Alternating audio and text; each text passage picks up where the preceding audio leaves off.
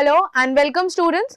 So here we are with another video, and in this video we are going to learn the next chapter, the summary of the next chapter, that is the proposal from your main course book reader, that is First Flight.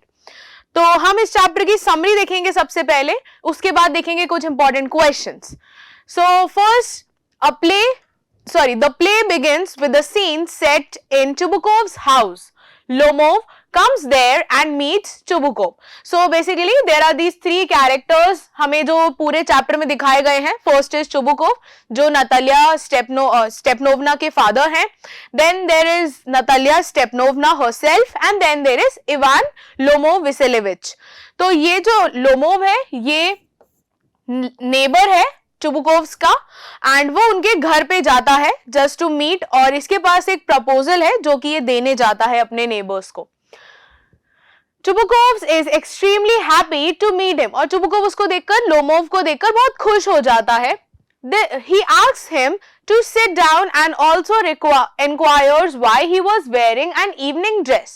So basically ये जो पूरा chapter है ये एक Russian wedding based chapter है, और पूरा पहले आपको चैप्टर में इनिशियली पूरा इंट्रोडक्शन दिया जाता है सिनारियो वाइज कि कैसे एक रशियन वेडिंग होती है. तो ये जो हमारी नेम्स है चुबुकोव्स एंड लोमोव, नतालिया, ये सारे एक रशियन फैमिली को बिलोंग करते हैं, एंड ये पूरा प्ले आपको उस पे बेस्ड है. इसीलिए आप सोच रहे होंगे कि इनका नेम इतना अजीब क्यों है. So that's the reason. तो चुबुकोव जो है वो इवान लोमोव को देखकर वो बहुत ज्यादा खुश हो जाता है, और वो उससे ये भी पूछता है कि why was he wearing an evening dress. वो एक इवनिंग ड्रेस पहन के क्यों घूम रहा है. He was all wearing the suit, the gloves, जैसे कि एक वो बॉल में जा रहा हो, किसी पार्टी में जा रहा हो अच्छी सी. Lomov tells him that he has come there with a purpose, कि मैं एक रीजन से आपके घर पे आया हूं. He tells him that he wants to request him about something, कि भाई मुझे आपसे किसी चीज के बारे में रिक्वेस्ट करनी है. Suddenly he gets excited, और अचानक से वो बहुत एक्साइटेड, यानी कि वो बहुत ज्यादा नर्वस फील करने लगता है. वो अपना कहीं ना कहीं हेजिटेट होता है, उसके वर्ड्स जो वो स्टैमरिंग भी करने लगता है, रिपीट करता है वर्ड्स को. तो इस तरीके से दिखाया गया है कि वो थोड़ा सा एक्साइटेड हो जाता है. Chubukov feels that he must have come to borrow money from him. अब चुबुकोव को लगता है कि ये इतना हेस्टेंट क्यों फील कर रहा है, ये इतना ज्यादा क्यों नर्वस हो रहा है, कहीं ये मुझसे पैसे मांगने तो नहीं आया. Lomov start to speak and talk about some random things. फिर वो randomly बोलता है कि हमारे अच्छे relations हैं, हमारी family हमेशा अच्छे से रही है, तो ऐसी बातें वो करना स्टार्ट करता है. Then finally he tells Chubukov that he has come there to ask for Natalia's hand, कि भाई मैं तो नतालिया स्टेपनोवना का hand in marriage मांगने आया हूं, मैं उससे शादी का प्रपोजल लेकर आया हूं. Then Chubukov gets excited at hearing this. अब जो फादर है नतालिया के वो भी काफी ज्यादा खुश हो जाते हैं भाई ये बात सुनकर कि उनकी बेटी के लिए प्रपोजल आया है आगे से. Chubukov gets so happy that he starts to behave idiotically. वो बिल्कुल idiots की तरह behave करने लगता है. He hugs Lomov and kisses him. वो लोमोव को बहुत खुशी से hug कर लेता है, उसको kiss करने लगता है. Lomov tells Chubukov that he wants his consent for marriage, कि भाई मुझे आपकी सहमति चाहिए कि हम दोनों शादी कर पाएं. Chubukov tell him that he was always hoping that he would come to ask for Natalia's hand. तो चुबुकोव उसको बताता है कि मैं तो हमेशा से ही चाहता था कि तुम नतालिया का हैंड इन मैरिज लेने आओ, तुम मुझसे उसकी शादी की बात करने आओ. तो जब ये एक्चुअल में बात हो रही होती है तो उस टाइम पे चुबुकोव बहुत ही ज्यादा खुश हो जाता है, एक्साइटेड हो जाता है. Then Lomov starts trembling due to over excitement. अब लोमोव को ना एक प्रॉब्लम होती है, that is known as palpitation. तो वो क्या करता है, वो एक्साइटमेंट में ट्रेम्बल करने लगता है, शेक होने लगता है पूरा, ठीक है, उसका पूरा बॉडी जो है वो ट्रेम्बल करने लगता है, कांपने लगता है. He says that if he would have looked for a perfect partner, he would have never got one and would have remained unmarried. कि भाई अगर मैं हर चीज, हर किसी पर्सन में कोई ना कोई कमी निकालूंगा, अगर मैं एक परफेक्ट पर्सन को ढूंढने जाऊंगा तो फिर तो मैं हमेशा के लिए मैरिज से हाथ धो बैठूंगा, मेरी तो कभी शादी ही नहीं हो पाएगी. तो वो बेसिकली क्या बोलना चाहते हैं कि कोई भी परफेक्ट नहीं होता. So there was nobody as perfect as he wanted, but he says कि अगर मैं perfect partner ढूंढने जाऊंगा तो मेरी कभी शादी ही नहीं होगी. He feels that Natalia is a good housekeeper और उसको ऐसा लगता है कि नतालिया जो है वो एक अच्छी housekeeper है, यानी वो अच्छे से सब कुछ manage कर लेती है घर में. He says that she is not bad looking and she is very well educated. कि वो क्या कहते हैं, नतालिया कोई बुरी तो नहीं दिखती, यानी वो यहाँ पर इनडायरेक्टली उसकी अच्छाई नहीं कर रहा है कि वो बहुत सुंदर है. Mostly boys what they do, they say the girl is very pretty, she is very gorgeous and she has a clever sense of mind. But वो क्या कहते हैं कि ना तो वो बुरी दिखती है कि भाई मैं उससे शादी ना करूं, और वो बहुत पढ़ी लिखी भी है, she is very well educated. He feels he is already too old to get married. और अब उसको ऐसा लगने लगा है कि भाई वो बूढ़ा हो चुका है और अगर वो इस एज में भी शादी नहीं करेगा तो कब करेगा. And now he should lead a quiet and regular life. और अब उसको शांति भरी लाइफ चाहिए और रेगुलर लाइफ चाहिए. So he is looking for a subtle partner जो कि बहुत कामली उसके सारे काम और उसका हेल्पिंग हैंड बन के रहे. He starts to jump like a mad person. और वो खुशी से जंप करने लगता है पागलों की तरह बिल्कुल. Natalia comes and asks Lomov why he had not come there for a long time. कि भाई तुम इतने समय से कहाँ थे, तुम इतने टाइम से हमें दिखे क्यों नहीं, मिलने क्यों नहीं आए. She informs Lomov about the harvest. उसके बाद वो एक लैंड पर एक हार्वेस्ट की बात करना स्टार्ट करते हैं. She asks him why he was dressed in an evening dress and inquired if he was going to a ball. तो वो बोलते कि क्यों तुम एक इवनिंग इतना मतलब प्रिटी से सजे हुए हो, तुम पूरा suit, like he was wearing all suits and all. तो बोल रहे कि why are you suited up, तुम पूरा ऐसा इवनिंग ड्रेस पहन के क्यों घूम रहे हो, ग्लव्स वगैरह भी पहने हुए हैं, बाल भी अच्छे से कोम्ड है, क्या तुम एक बॉल में जा रहे हो. Ball is a party, a high class rich society वाला पार्टी. तो क्या तुम एक बॉल में जा रहे हो.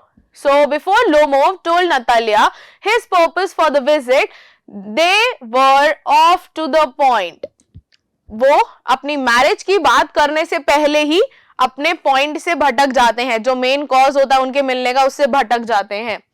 He starts telling her that he has known his family for a very long time. कि भाई हमारी फैमिलीज ने आपस में एक दूसरे को बहुत लंबे समय से जाना है, हम लोग बहुत क्लोज फैमिली हैं. He also tells her how he inherited his land and how he respects her father. कि किस तरीके से उसने जो ये लोग आगे लैंड की बात करेंगे, उस लैंड का नाम है ऑक्सन मेडोज. तो किस तरीके से उसको वो लैंड जो है वो वापस मिली है और किस तरीके से वो नतालिया के फादर को रिस्पेक्ट पे करता है कि उन्होंने वो लैंड जो है वो उन्हें लौटा दी है, क्योंकि लोमोव कहता है कि वो लैंड उसी की थी, बट नतालिया के फादर ने, चुबुकोव ने कैसे ना कैसे वो ले ली थी, and now he has it all back. So he tells Natalia that his oxen meadows touch Natalia's birchwood. तो अब वो कहता है कि भाई तुम्हारे जो ऑक्सन मेडोज, मेरे जो ऑक्सन मेडोज हैं वो तुम्हारी बीचवुड को टच करते हैं. On hearing this, Natalia says that oxen meadows are theirs. अब इस पे नतालिया ऑफेंड हो जाती है और वो क्या बोलती है कि भाई ऑक्सन मेडोज तुम्हारे हैं, तुम ये कैसी बात कर रहे हो, ऑक्सन मेडोज तो हमारे हैं. Then Natalia gets serious and tells him that oxen meadows do not belong to him. फिर वो उसको बहुत सीरियस टोन में डांटते हुए कहती हैं कि जो ऑक्सन मेडोज हैं वो तुम्हारे नहीं हैं, वो तो हमारे हैं. They actually belong to them. वो एक्चुअल में हमारे ही हैं. Lomov clarifies that he is talking about the oxen meadows that are between her birchwood and burnt marsh. कि मैं भाई उन oxen meadows की बात कर रहा हूं जो कि birchwood और burnt marsh के बीच में लाया करते हैं, वो वाले meadows मेरे हैं. Natalia insists that they are theirs. Natalia बोलती नहीं वो तो हमारे हैं. तो वो एक पीस ऑफ लैंड के लिए बेसिकली लड़ना स्टार्ट कर देते हैं, जो उनका मेन पॉइंट है जहां पर वो अपनी शादी का प्रपोजल लेने आता है, देने आता है. वो पॉइंट अभी तक डिस्कस नहीं हुआ है इन दोनों के बीच में, तो अभी तो ये सिर्फ लैंड पर ही लड़ते जा रहे हैं. Lomov refuses this. Lomov इस बात को मानने के लिए एकदम मना कर देता है. He tells her that his aunt's grandmother gave those meadows to her father's grandfather. कि भाई मेरी आंट की ग्रैंडमदर ने वो लैंड सिर्फ काम करने के लिए तुम्हारे फादर्स के ग्रैंडफादर्स के पीजेंट को दिया था. तुम्हारे पापा के जो ग्रैंडफादर थे उनको दिया था, सिर्फ और सिर्फ काम करने के लिए, रखने के लिए नहीं दिया था। The peasants used to use the land for 40 years और 40 साल तक उन peasants ने हमारी जमीन पर काम करा अपना समझ के, और अब तुम भी उस लैंड को अपना मानने लगी हो। तो लोमोव का कहना भी गलत नहीं था भाई कि मेरी आंट की ग्रैंड मदर ने वो लैंड, जो पीस ऑफ लैंड था ऑक्सन मेडोज वाला, वो सिर्फ काम करने के लिए तुम्हारे पापा के ग्रैंडफादर को दिया था। यानी कि तुम्हारे ग्रेट ग्रैंडफादर नतालिया के कौन हो गए? वो नतालिया के ग्रेट ग्रैंडफादर हो गए। ठीक है,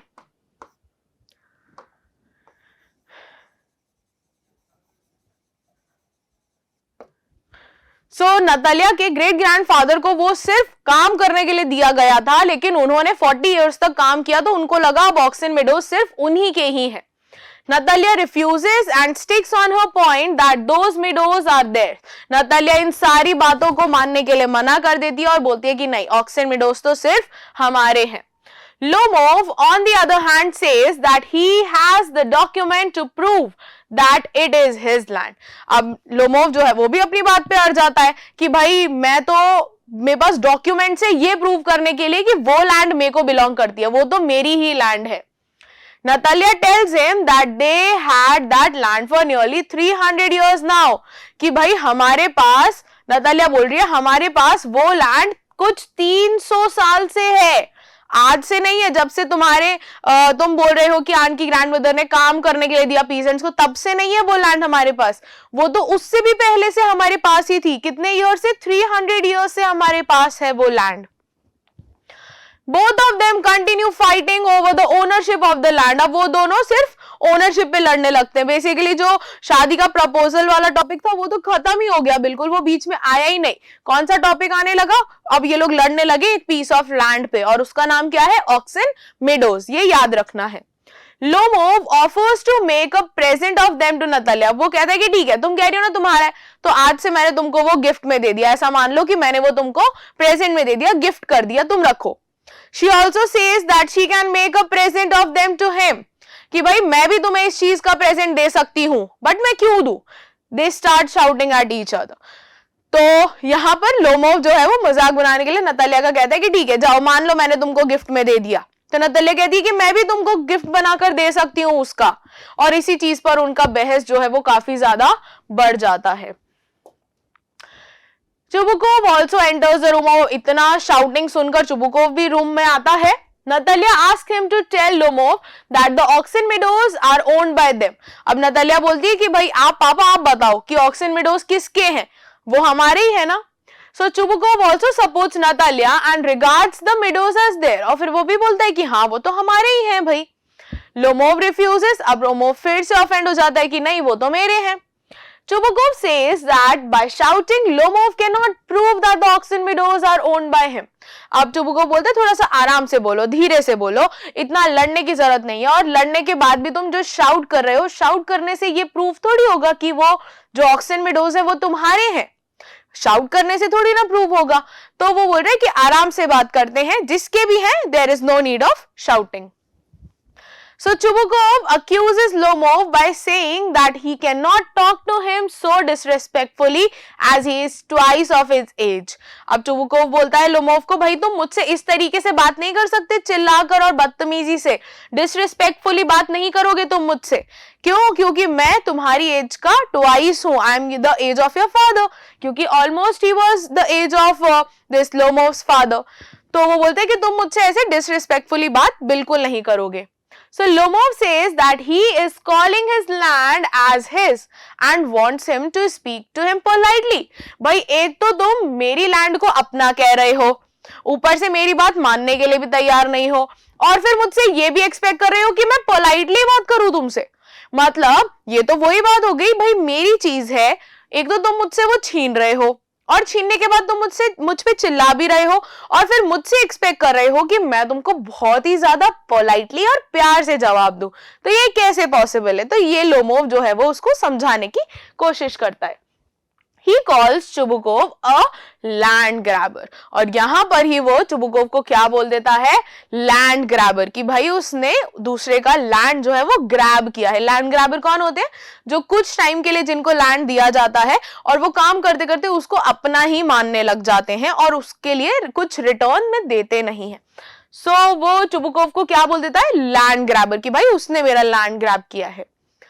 Lomov threatens that he would take Chubukov to the court, कि भाई मैं तुम्हें कोर्ट के चक्कर कटवाऊंगा, मैं ये जो केस है, ये डिस्प्यूट जो हमारे बीच हो रहा है, इसको कोर्ट में लेके जाऊंगा।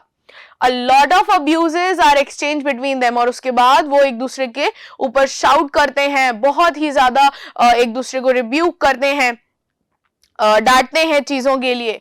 सो Chubukov says that Lomov's grandfather was a drunkard. अब चुबुकोव जो है वो लोमोव की फैमिली की इंसल्ट करना स्टार्ट करता है कि भाई उसके जो ग्रैंडफादर थे वो तो ड्रंकयार्ड थे। His younger aunt Nastasya ran away with an architect. Lomov felt that he was dying, so he could not say anything at that time. Lomov को ऐसा लग रहा था कि वो मरने वाला है, क्योंकि मैंने आपको बताया लोमोव को एक डिजीज था, that was known as palpitation, जहां पर उसका हार्ट बीट जो था वो इम्बैलेंस हो जाता था, उसको कभी सांस नहीं आती थी या फिर वो ओवर एक्साइटेड हो जाता था, कभी उसके जो बॉडी है वो ट्रेम्बल होने लगती थी, शिवर होने लगती थी बहुत ज्यादा। तो लोमोव को ऐसा लगा ये सारी बातें और लड़ाइयां सुन के कि अब वो मरने वाला है, तो इसीलिए वो उस टाइम पर कुछ कह नहीं पाता। नतालिया ऑल्सो कॉल्स लोमोव अ रास्कल, और फिर वो लोमोव को भी डांटती है, रास्कल भी बोलती है। Chubukov calls him a villain and a scarecrow, और वो चुबुकोव उसको क्या बोलता है, एक विलेन, एक मूवी का विलेन, और एक स्केयरक्रो बोलता है। स्केयरक्रो क्या होता है, जो हम फील्ड होते हैं उसके बीचों बीच एक स्केयरक्रो, लाइक जिससे क्रो को देखकर डर लगे और वो आए ना सारे क्रॉप्स के बीच में, तो उसको स्केयरक्रो बोलता है। He also calls him a monster who has the courage to propose, कि तुम एक मॉन्स्टर हो जिसके पास शादी का प्रपोजल लाने का करेज भी आ गया। ठीक है, तो यहां पर जो वो एक्चुअल में बात करने आया था वो वाली बात खुलती है, अभी तक तो वो बात ही नहीं हुई। सो as soon as Lomov leaves their house, Lomov ये सब सुन के उनके घर से जब जाने लगता है, तो अब चुबुकोव जो है वो नतालिया को बताता है that he came to propose her, कि भाई वो तो आपको प्रपोज करने आया था शादी के लिए। Hearing the word propose, Natalia inquires him. Natalia propose word सुनते ही अपने questions start कर देती है, interrogation start कर देती है कि कैसे, किस चीज का proposal। Chubukov tells her that Lomov had come there to propose Natalia for marriage. तो यहाँ पर चुबुकोव नतालिया को बताता है कि भाई वो तुमसे शादी की बात करने आया था एक्चुअल में। Hearing this, Natalia starts crying. अब नतालिया जो है वो रोने लग जाती है। She asks Chubukov to bring Lomov back at once, कि भाई अभी जाओ, वो शादी के लिए बात करने आया था, मुझे शादी करनी है। और वो इतनी ज्यादा एक्साइटेड हो जाती है, वो रोने लगती है और फिर वो अपने फादर को कहती है कि उसको बुला के लेकर आओ। So Lomov वापस से आता है। Natalia begs to be excused. अब नतालिया जो है वो सॉरी बोलती है, प्लीड करती है थोड़ा सा। They shift their talks to dog as Natalia tells him that the Oxen Meadows are his. कि भाई रख लो, ठीक है, तुम्हारे ही हैं Oxen Meadows, मैंने मान लिया, हम शादी कर लेते हैं। She was being very clever. अब वो Oxen Meadows उसके फादर के हो तो भी उसके ही हैं, अगर उसके हस्बैंड के हो तो भी उसके ही हैं। So both ways she tried to play very clever. तो वो बोलती कि ठीक है, तुम्हारे ही हैं Oxen Meadows, बस तुम रख लो। They now talk about the dogs. अब वो डॉग की, अपने पेट्स की बात करने लगते हैं। So Lomov जो है, he tells Natalia that his best dog costed him 125 rubles. भाई मेरा जो डॉग है, जो बेस्ट ब्रीड का डॉग है मेरे पास, वो 125 रूबल्स का आया था। वो कॉस्ट करता है बेसिकली एवरीथिंग, उसका ग्रूमिंग वगैरह, उसका फूड वगैरह। So Natalia says that is too much, कि ये तो बहुत ज्यादा है। She tells him that her father had given just 85 rubles for the Squeezer. Squeezer उनके पेट डॉग का नाम है, कि हमने तो सिर्फ 85 रूबल्स ही दिया था Squeezer के लिए। So she says that Squeezer is better than his dog. भाई उसने डॉग कितने का खरीदा? It costed him 125, और Squeezer उन्होंने कितने का खरीदा? 85 रूबल्स का। तो वो ऐसा बोलती है कि स्क्वीजर जो है वो बेटर है अब उसके डॉग से। उसके डॉग का नाम है guess. Lomov refuses and says that his lower jaw is shorter than the upper jaw. अब वो कैसे ना कैसे इस कॉन्वर्जेशन को फिर एक आर्ग्यूमेंट में कन्वर्ट कर देते हैं और बोलते हैं कि नहीं, तुम्हारे डॉग का जो जॉ है, लोअर जॉ है, वो छोटा है अपर जॉ से. Natalia says that Squeezer is one of the finest pedigree. वो सबसे फाइन ब्रीड का डॉग है. They both continue fighting over the breed of dogs. Chubukov enters and inquires about the matter कि भाई अब क्या हो गया, अब क्यों लड़ रहे हो. So Chubukov also says that Lomov's dog is old and short. So Lomov के डॉग का नाम आपको यहाँ पे गिवन नहीं है, वो आपको याद रखना है. That is guess. ठीक है, नेम है तो हम कैपिटल में लिख देते हैं. गेस जो है वो लोमोव का डॉग है और स्क्वीजर जो है वो नतालिया स्टेपनोवना का डॉग है. नेक्स्ट देखते हैं. Lomov suddenly falls. अब वो फिर से गिर जाता है भाई पल्पिटेशन के चक्कर में. Natalia asks her father what has happened to him. अब वो डर जाती है और अपने फादर से पूछती है कि इसको क्या हो गया है. Chubukov thinks that he has difficulty in breathing and Natalia feels Lomov is dead. Chubukov को पहले खुद के लिए लगता है कि भाई मुझे सांस नहीं आ रही है और नतालिया जो है वो वरी कर रही होती है अभी लोमोव के लिए कि वो कहीं मर तो नहीं गया क्योंकि वो गिर जाता है suddenly. Chubukov then calls for water as well as a doctor. तो वो पानी मंगाता है और डॉक्टर को भी बुलाता है. Chubukov seems helpless. He starts accusing himself. वो खुद को ही accuse करने लगते हैं कि ये सब मेरी वजह से हो रहा है, ये सब क्या हो गया है, क्यों हो रहा है. He asks for a knife and a pistol. कि या तो मुझे चाकू दे दो या तो मुझे पिस्टल दे दो, मैं खुद को ही मार देता हूँ. He calls himself the unhappy of men. कि जितने भी men species है उसमें मैं सबसे ज्यादा unhappy या unlucky man हूँ. Lomov starts reviving. लोमोव जो है he comes back to life. वो थोड़ा सा ठीक फील करता है. Lomov says that he sees stars. कि मुझे तो तारे दिख रहे हैं. He asks where he is. कि भाई मैं कहाँ हूँ. Chubukov says that he shouted that he should hurry up and marry Natalia. कि भाई तुम यहाँ पर मेरे घर पर आए थे और तुम नतालिया से शादी करने के लिए आए थे. वो पूरा पर्पस उसको रिजॉल्व करवा रहा है, वहां पे जाने का बता रहा है. He also tells him that she is willing to marry him. और चुबुकोव लोमोव को ये भी बताता है कि नतालिया भी तुमसे शादी करना चाहती है तो तुम दोनों जल्दी जल्दी शादी करो. Natalia becomes extremely happy on hearing this. Chubukov also feels happy and offers some champagne for this occasion.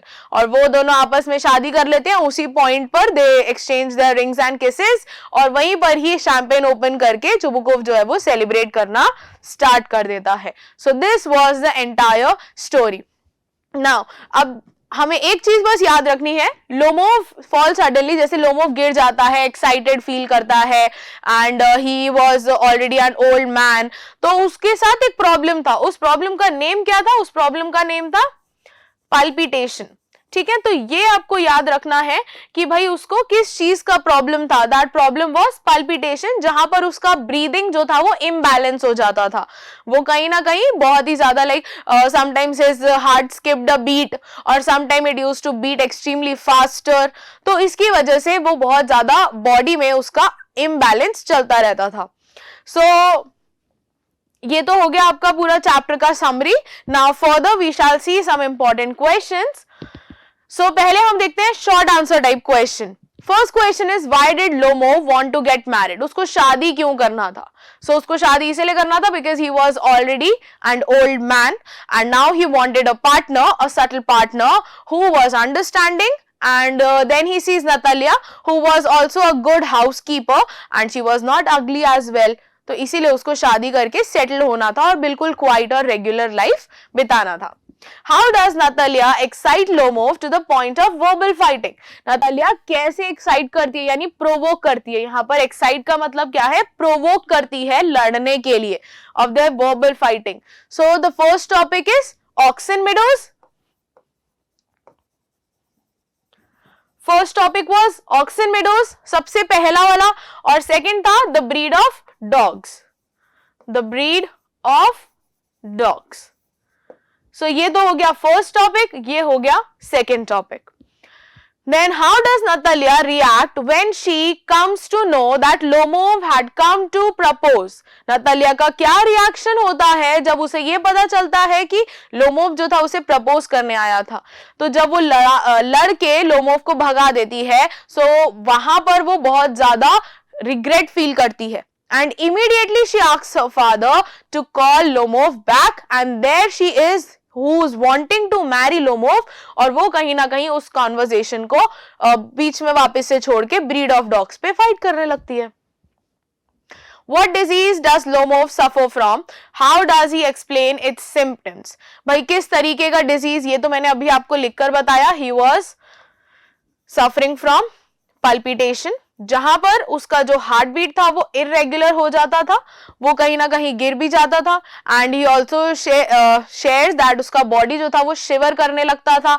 Also in the chapter it is mentioned that the left part of the body it used to get paralyzed, और वो कभी अपने hands को move नहीं कर पाता था. जब वो बहुत excited हो जाता था तो वो रात को इधर उधर बस move करता रहता था, वो लेट नहीं पाता था, लेटता था तो उठ नहीं पाता था. These were the symptoms which showed that he was suffering from palpitation.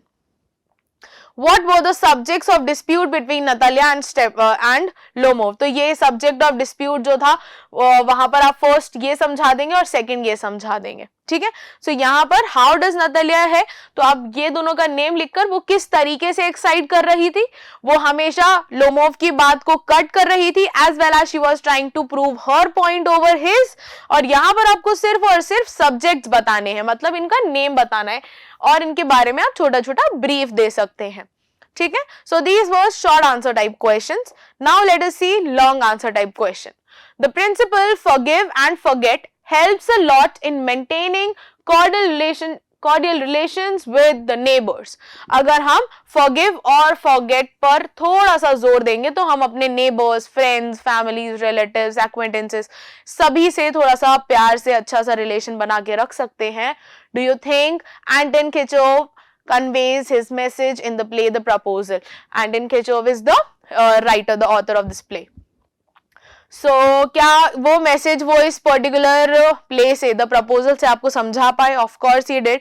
अगर हम छोटी छोटी चीजों को फॉरगिव कर देंगे या भूल जाएंगे जो कॉन्वर्सेशन हुआ जल्दी, तो हम ज्यादा प्यार से, ज्यादा अफेक्शनेटली एक दूसरे के साथ रह सकते हैं.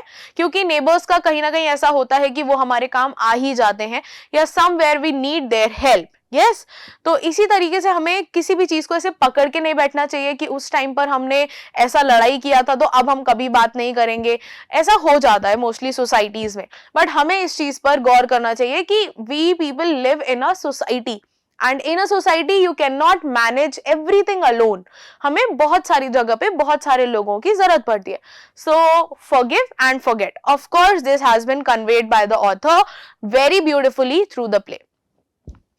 Next is neighbors must have a cordial relationship which Lomov and Natalia do not have. भाई वो लोग छोटी सी चीज पर इतना ज्यादा लड़ गए, तो ये जो कॉर्डियल रिलेशनशिप है ये इन दोनों में नहीं था. Describe the first fight between them. आपको उनके बीच का फर्स्ट फाइट पूरा बताना है कि भाई जो बर्चवुड और बर्न्ट मार्शेस के बीच में ऑक्सन मेडोज थे, उस पर उनका फाइट स्टार्ट हुआ. देन उस फाइट से लेकर उन्होंने पूरा फैमिली अब्यूजन और इस चीज पर स्टार्ट कर दिया लड़ना. उसके बाद चुबुकोव ने लोमोव की फैमिली को भी बहुत कुछ बोला which he shouldn't have said actually. तो यहाँ पर उसकी आंट का भी जिक्र किया गया. देन उसको रास्कल भी बोला गया, उसके ग्रैंडफादर को ड्रंकार्ड भी बोला गया. So this was the first fight. ये पूरा आप एक्सप्लेन करेंगे डिटेल में. क्यों? क्योंकि ये लॉन्ग आंसर क्वेश्चन है. ठीक है. Next is describe the incidents of humour in the play the proposal. भाई किन किन चीजों पर आपको ह्यूमर लगा, किन किन चीजों पर आपको हंसी आई? तो सबसे पहली बात तो जहां पर उन्होंने फाइट क्या बोलते हैं, फर्स्ट जहां पे चुबुकोव जो है वो डर जाता है कि भाई ये मेरे से पैसे लेने आया है, जबकि वो प्रपोजल लेकर आया था. First point was that.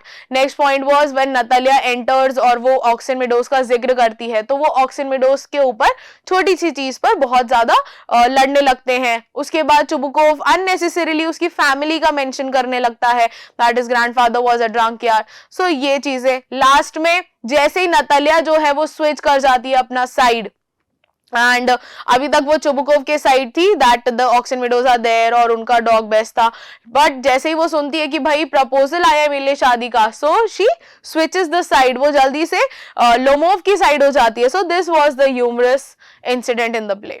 ठीक है, सो इस तरीके से आप इस चैप्टर के शॉर्ट एंड लॉन्ग आंसर्स जो इंपॉर्टेंट है हम लोग वो डिस्कस कर चुके हैं. Now another chapter that we are going to study is from your supplementary. Read a book, Footprints Without Feet, The Necklace. Now, सबसे पहले हम समरी देखेंगे और फिर इस चैप्टर के भी क्वेश्चन आंसर्स देखेंगे. Matilda Loisel, a middle class lady, desperately wished she were wealthy. Matilda Loisel जो है ये मेन कैरेक्टर है, ये और इनके हस्बैंड जो है वो मेन कैरेक्टर है, और सपोर्टिंग कैरेक्टर में इनकी फ्रेंड आ जाएंगी, that is madam Forestier. So Matilda Loisel, a middle class lady, desperately wish, ये बहुत ज्यादा डेस्परेट थी क्या कि भाई काश मैं एक वेल्दी फैमिली को बिलोंग करती, मतलब मैं बहुत अमीर होती. She was very pretty and charming but had a bad luck to be born in a family of clerks. वो बहुत सुंदर थी, बहुत चार्मिंग थी, बट उनका एक ही बैड लक था कि वो फैमिली ऑफ क्लर्क्स में पैदा हुई थी. And married to another clerk, और वो एक दूसरे क्लर्क से उनकी शादी हो गई. यानी वो एक रिच क्लास फैमिली में ना तो बॉर्न एंड ब्रॉट अप हुई और ना उनकी शादी एक रिच फैमिली में हुई. So who was the other clerk? M Loisel. ठीक है. Her husband worked as a clerk in the office of Board of Education. उनके हस्बैंड जो थे वो एक ऑफिस में काम करते थे, which was the Board of Education. Matilda was simple but she was unhappy. वो एक सिंपल लाइफ लीड कर रही थी, ऐसा बहुत ही ज्यादा हम बोले कि कंफर्ट वाली या लग्जरियस लाइफ, सॉरी वो बहुत लग्जरियस लाइफ नहीं जी रही थी, बट वो कंफर्टेबल लाइफ जी रही थी. ठीक है, बहुत ही लो मिडिल क्लास फैमिली की तरह वो नहीं जी रही थी. All her needs were sufficiently fulfilled. She was also convinced that she is meant to be rich. वो पूरी तरीके से इस बात पे बिलीव करती थी कि भाई मैं अमीर बनने के लिए पैदा हुई हूं.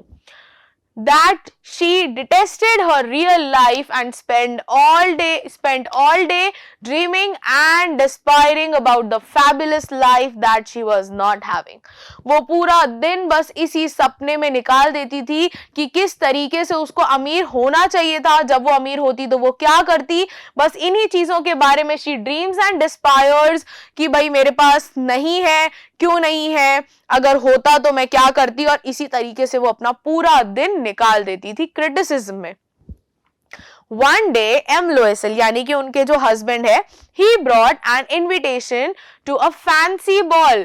Ball is party. तो एक उनके हस्बैंड जो है वो एक बहुत ही फैंसी बॉल का इनविटेशन लेकर आते हैं एक बार, organised by his boss the minister of education. M. Loisel thought that her wife would be delighted to read the invitation, but she was not delighted to see the invitation. भाई वो एक fancy ball था, यानी एक fancy party थी, और ऐसी ही luxurious parties की जो ड्रीम्स था उसकी वाइफ देखा करती थी. लेकिन अब जब उनको इनविटेशन आया इस फैंसी बॉल पार्टी का, तो उन्होंने, मतलब जो मैडम लोइसेल थी, उन्होंने क्यों उस चीज को एक्सेप्ट नहीं करा, उस इनविटेशन को एक्सेप्ट नहीं करा. She told her husband that she did not have a good dress to wear to that occasion. कि भाई मेरे पास वहां पर जाकर पहनने के लिए कपड़े नहीं हैं अच्छे. And asked him to give the invitation to his friend. कि तुम ये इनविटेशन ले जाओ और जो तुम्हारा फ्रेंड इसको डिजर्व करता है, जिसकी बीवी सुंदर है, जिसके पास अच्छी ड्रेस है, उसको ये इनविटेशन दे दो, मैं तो नहीं जाऊंगी. Her husband M. Loisel told her that she could buy a new dress. He saved 400 francs to buy a gun to join some hunting parties. भाई मैंने 400 फ्रांसिस को जोड़ के रखे हैं एक हंटिंग पार्टी में ज्वाइन करने के लिए, ताकि मैं गन खरीद के उनके अपने फ्रेंड्स के साथ हंटिंग जा पाऊं. बट एक काम करो, तुम ले लो ये 400 रुपीज और अपने लिए एक अच्छा सा ड्रेस ले आओ, फिर हम इस बॉल के लिए जाएंगे. He said that he would give that money to her for buying a new dress. कि मैं तुम्हें वो ड्रेस दे दूंगा और तुम पैसे दे दूंगा और तुम एक नया ड्रेस ले आना. Matilda brought a new dress but she was not happy. अभी भी वो खुश नहीं थी, ड्रेस ले आई नहीं, फिर भी खुश नहीं है. her husband asked the reason for her sadness. She said that she would not go for the ball as she did not have a jewelry to wear with the dress. भाई मैं dress तो ले आई लेकिन अब मेरे पास किस चीज की कमी है? ज्वेलरी की कमी है. He replied that she should wear some natural flowers, but she was not convinced. वो बोलता है कि कुछ natural roses या अच्छी सी flowers लगा लो, तुम वैसे ही सुंदर हो. तो वो convince नहीं होती है. वो क्या बोलती है कि मैं इतना अगली सा smell लेकर इतने अमीर लोगों के बीच में नहीं जाऊंगी. Then he advised her to borrow it from her friend, Madam Forestier, कि तुम्हारी एक फ्रेंड है ना अमीर सी, जो ये मटिल्डा है, ये अपनी फ्रेंड से बहुत जलती थी because she was a rich lady. और जब भी ये उसका घर विजिट करती थी ये हमेशा जेलस होके या उससे एनवे लेकर अपने घर वापस आती थी. सो मटिल्डा को जब याद आया yes she has this friend who is very rich, तो वो उसको कहीं ना कहीं कोई ज्वेलरी लेंड कर देगी. तो वो मैडम फॉरेस्टियर के घर जाती हैं. Next day she went to her friends house and borrowed a necklace for the ball.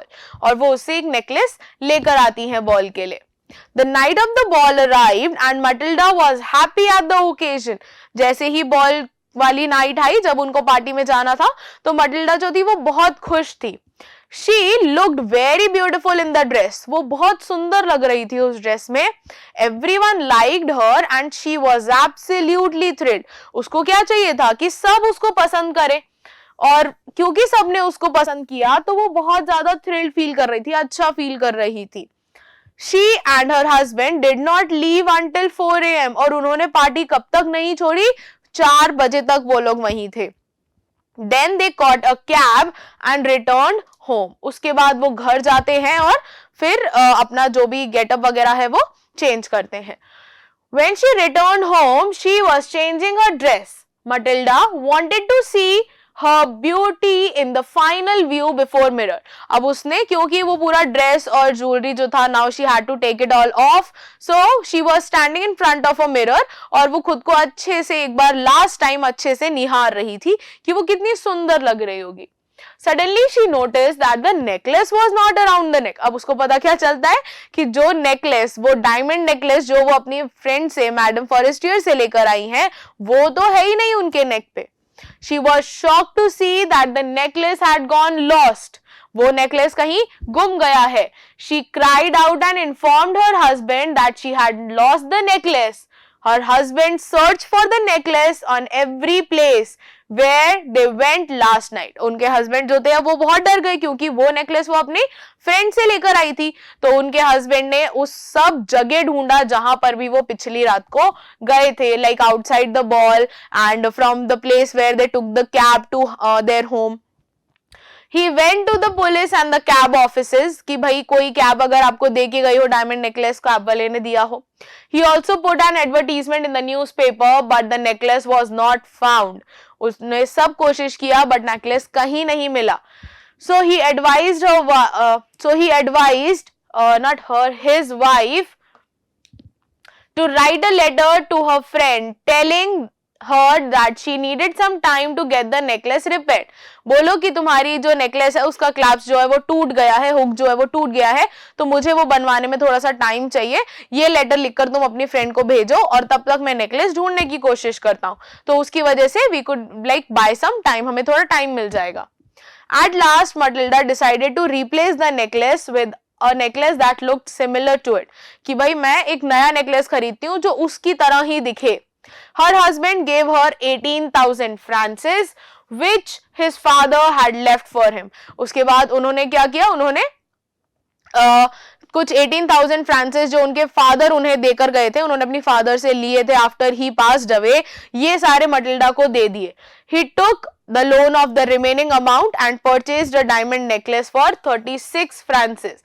Actual में that diamond वाला नेकलेस कॉस्टेड 40,000 फ्रांसेस, बट वो इनको मिल गया कितने में डिस्काउंट के बाद? 36,000 फ्रांसेस में.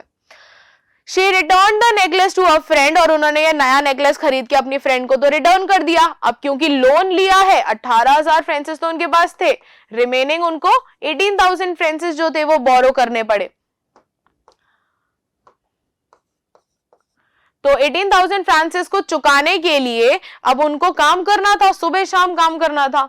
सो she return the necklace to her friend. Buying the necklace bought the Loisels in poverty. अब वो नेकलेस खरीदने के बाद लोइसेल्स जो थे वो एक्चुअली अब किस में आ चुके थे, पॉवर्टी में, पूरे गरीब हो चुके थे वो.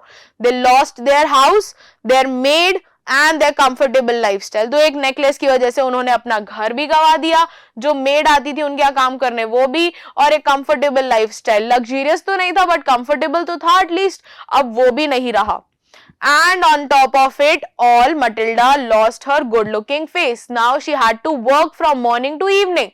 तो अब उसका जो good-looking face था वो भी वो पूरी तरह से खो चुकी थी. Now, after 10 years, all the debts were finally paid. अब कितना टाइम लगा उनको सारे debts pay off करने में? 10 साल लगे उनको. One day, Matilda was walking in the Champ Elysees where she saw Madame Forestier. अब वो एक पार्क में घूम रही थी और वहां पर उनको कौन मिली? मैडम फॉरेस्टियर मिलती हैं. She was looking charming and beautiful as she had looked 10 years before. और मैडम फॉरेस्टियर अभी भी उतनी ही सुंदर और उतनी ही गॉर्जियस दिख रही थी जितनी कि वो 10 साल पहले दिखती थी. Now all the debts were paid off. Matilda decided to tell the story to Madame Forestier about the necklace. अब उसने बोला कि भाई ये सारी गलती अभी भी वो खुद की नहीं मान रही है, वो मैडम फॉरेस्टियर को दिखाना चाह रही है, उस अपना एहसान जता रही है कि तुमसे मैंने नेकलेस लिया, वो खो गया और उसको रीपे करने के लिए मैंने इतना सारा डेट लिया और उसको पे करते करते 10 इयर्स में देखो मैं कैसी सी दिखने लगी हूँ. Because now she had to lift all the buckets herself, then she had to do all the household chores. So यहाँ पर वो मैडम फॉरेस्टियर को पूरा नेकलेस का स्टोरी अब बताती हैं 10 साल बाद. At this madam Forestier informed her that it was the fake necklace, कि भाई तुमने जो मुझसे लिया था वो तो फेक नेकलेस था and the cost of it was only 500 Francis, कि तुमने मुझसे जो नेकलेस लिया था वो तो सिर्फ 500 फ्रांसिस का था और तुमने मुझे जितने का दिया दैट कॉस्टेड 36,000 फ्रांसिस. तो तुम मुझे सच बोल देती तो इतना प्रॉब्लम ही नहीं होता, तुम मुझे 500 फ्रांसिस या तो पे कर देती या फिर उसी रेंज का एक दूसरा नेकलेस ला देती. बट जो डायमंड नेकलेस चेन रिप्लेस तुमने कराया वो तो बहुत ही ज्यादा बेवकूफ वाला काम था क्योंकि मेरा necklace was false. Okay, so basically हम क्या समझे इस स्टोरी से? हम ये समझे कि भाई हमें एक झूठ को छुपाने के लिए दूसरा झूठ नहीं बोलना चाहिए, हमें झूठ ही नहीं बोलना चाहिए. अगर वो फर्स्ट टाइम में ही सच बोल देती अपने फ्रेंड को कि आई हैव लॉस्ट इट और जो भी पैसा होता वो पे कर देती मैडम फॉरेस्टियर को, अगर वो एक्चुअल डायमंड भी होता 36,000 फ्रांसिस का भी होता तो वो उसको कैश में पे कर सकती थी या कुछ कुछ टाइम में उसको पे कर सकती थी. But she shouldn't have lied to her friend. Okay, now this was the entire summary. Now we'll move on to the short answer type questions. So कुछ important questions जो हैं वो हैं why did Matilda throw the invitation spitefully? वो क्यों गुस्से में फेंक देती है invitation? तो ये हमें पता है, although she wanted a very luxurious party, a very high class party, उसको एक इतना अच्छा fancy ball में जाने का मौका भी मिल रहा था, but just because उसको उसके पास अच्छा ड्रेस और ज्वेलरी नहीं था, she threw the invitation. So do you think Madame Loisel had an enjoyable evening at the ball? Give reason for your answer. Of course she had, because everyone's eyes, whether it was men, it was women, everyone was having an eye on her. She was looking as gorgeous as a princess and also she enjoyed. Yes, she was definitely thrilled. Why? Because she wanted all that attention. Okay, she was yearning for all that attention she got. इसीलिए वो बहुत ज्यादा enjoy कर रही थी. How did Madame Loisel now know the life of necessity? भाई कैसे पता चली उन्हें life of necessity? After the necklace was gone. उसके बाद उन्होंने अपना हाउस, अपना लॉजिंग चेंज किया, वो रेंट पे एक एटिक में रहने लगे. उसके बाद she had to make the maid go away. She had to do all the household chores herself. She had to lift the bucket. She had to bargain from the street vendors, the fruit and the vegetable walas. So this was how she knew the life of necessity. और उसके साथ साथ उसके husband को भी pay off करना पड़ा. He used to do double time. ठीक है? So what irony did Matilda face after 10 years of struggle? भाई क्या आयरनी उसने फेस करी, क्या उल्टा उसके साथ हो गया। इतने साल स्ट्रगल करने के बाद भी उसे ये पता चला कि भाई वो स्ट्रगल किसी मतलब का ही नहीं था। वो स्ट्रगल तो उस स्ट्रगल की जरूरत ही नहीं थी। अगर वो पहले ही पूछ लेती अपने फ्रेंड से कि उसका डायमंड नेकलेस जो है वो खो गया है, वो क्या करना चाहे, तो तभी उसको पता चल जाता कि she could only pay 500 Francis और वो रिलीव हो जाती इस सारे बर्डन से। So this was the irony कि भाई उसने 36,000 फ्रांसिस का डायमंड नेकलेस खरीद के दिया, जबकि मैडम फॉरेस्टियर का जो नेकलेस था that was already false. So this was the irony that she experienced after 10 years of struggle. Next long answer type question. Describe Madam Loisel after 10 years. 10 साल बाद उनकी क्या हालत थी. ये आपको पूरा डिस्क्रिप्शन अभी हमने जैसा देखा कि अब उनको घर के काम सारे करने पड़ते थे. She had to negotiate. Now she was no more beautiful. और अब वो बिल्कुल टफ women बन गई थी. उनका वॉइस जो था वो बहुत ही ज्यादा लाउड और हार्श हो चुका था. So this you have to explain entirely. Love is blind is a phrase that was justified by Monsieur Loisel, that is M. Loisel, husband of Matilda Loisel. So, in the lesson, the necklace. They now substantiate the answer from the story you have read in about 100 to 120 words. भाई love is blind, सबको पता है प्यार अंधा होता है. अब किस तरीके से मटिल्डा के हस्बैंड ने वो प्रूव किया. उसको पहले तो 400 फ्रांसिस भी दे दिए खुद का मन मार के, जहां पर उसको गन खरीदनी थी और एक पार्टी ज्वाइन करनी थी हंटिंग वाली. फिर सेकेंडली वो उसको ज्वेलरी का भी ऑप्शन देता है. मतलब वो हर तरीके से उसका हर एक एक्सक्यूज एंटरटेन करता है मटिल्डा का, कभी मना नहीं करता. उससे डायमंड नेकलेस खोने के बाद भी वो उसको डांटता नहीं है. ही नेवर येल्स एट हर और उसको कवर करने के लिए ही डज एवरीथिंग. सो ये सारी चीजें आप इसको एक्सप्लेन करेंगे और लास्ट तक भी वो उसका साथ देता है. जब वो बोलती है कि कहीं भी नहीं मिल रहा है तो वो बोलता है कि okay then now will take loans, बस तुम अपनी फ्रेंड को अपना उसका डायमंड नेकलेस दे दो, तो वो नया भी खरीदता है. So this way he proves that love is actually blind. But उसको अपनी वाइफ को छोटा सा सजेशन देना चाहिए था कि तुम अपनी फ्रेंड को सच बोल दो, जो भी पैसे होंगे विल पे हर, भले इंस्टॉलमेंट्स में भले वन टाइम. हाँ, इट वॉज देयर चॉइस. अगर वो सच बोलते तो वो इतनी बड़ी प्रॉब्लम में नहीं फंसते. Now madam Forestier prove to be a true friend elucidate. Although जो मैडम लोएसल थी वो ग्रेटफुल नहीं रहती हैं मैडम फॉरेस्टियर के लिए. वो 10 साल बाद भी उन्हें सुनाने के लिए सिर्फ उनके पास जाती हैं और पूरा नेकलेस वाला सिनेरियो जो है उनके सामने क्रिएट करती हैं. But there was no need of it because Madam Forestier actual में एक अच्छी फ्रेंड थी. वो बिना किसी प्रॉब्लम के सारी ज्वेलरी, जितना भी ज्वेलरी केस होता है वो सारा खोल के रख देती हैं ताकि मटिल्डा अपने अकॉर्डिंग उसमें से चूज कर पाए.